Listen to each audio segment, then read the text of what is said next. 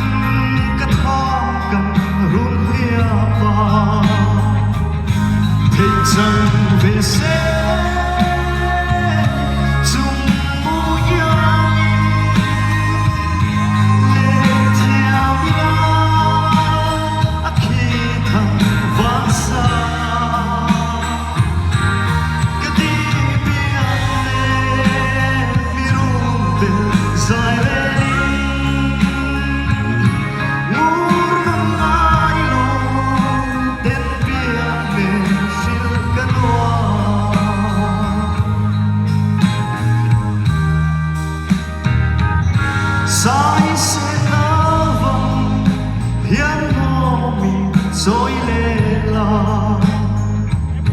tung ai lo tên bia dài vô tu nín sẽ na ca buồn ăn ngon dễ đi na run hun lên tung dài lên là vội tê thế chẳng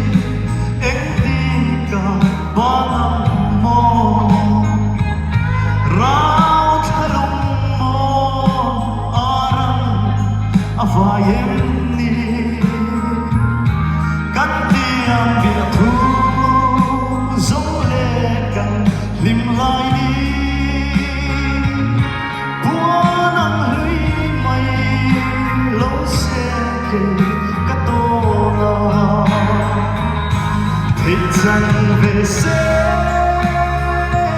dùng mỗi yang lên theo mi la khi thằng vang xa cái đi bia mi run de dài